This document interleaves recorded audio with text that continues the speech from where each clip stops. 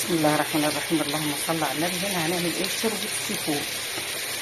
معايا بصله مفرومه ناعم، حطيت معلقه سمنه ومعلقه زيت وهشوحها كده لحد ما تدبل معايا. هحط عليها معلقه ثوم صغيره وبعدين نشوف هنعمل مع بعض ايه.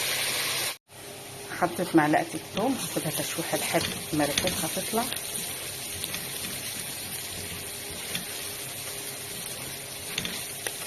هنعمل ايه بقى؟ هناخد معلقتين دول كبار،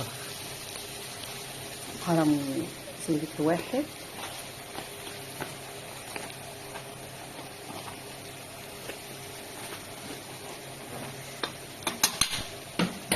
هقلبهم لهم زي ما احنا شايفين كده.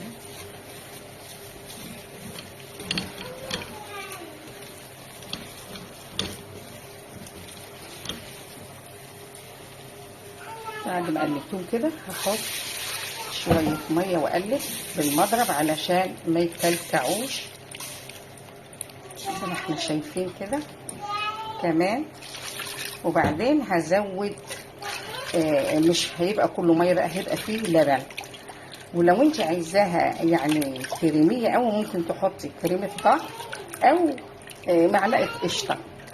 انا هستنى بقى لما ادوبها كده وهزود لبن ونشوف هنضيف على لما تغلي مكونات الشوربه واحده واحده بقى، ما بنضيفهمش كلهم واحده واحده. اخر حاجه طبعا زي ما احنا عارفين الجمبري.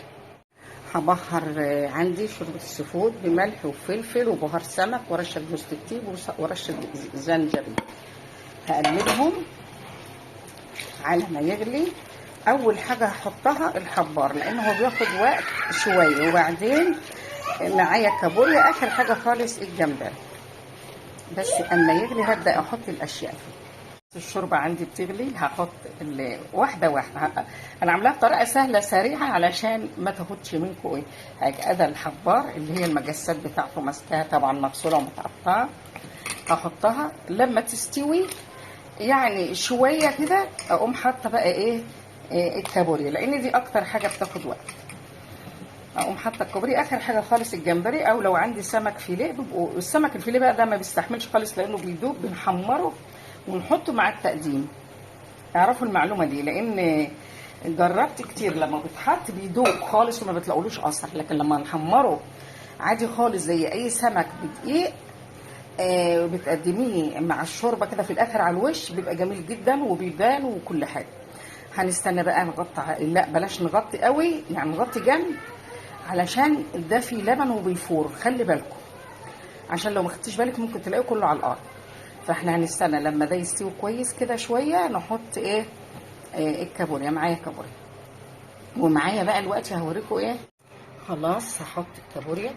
طبعا الحبار محطوط الاول، طبعا مغسوله ومتنضفه وكل حاجه احنا واخدينها مع بعض، ننضفها مع بعض كده.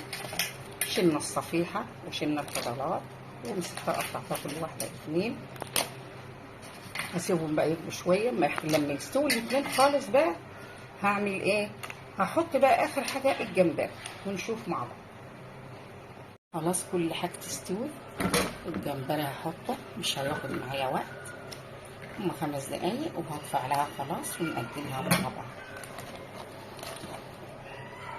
ما شاء الله شايفين شوربه السي فود بجمالها ما شاء الله، ولا قوامها حاجه كده، ولا طعمها ولا ريحتها حاجه. بسم الله ما شاء الله.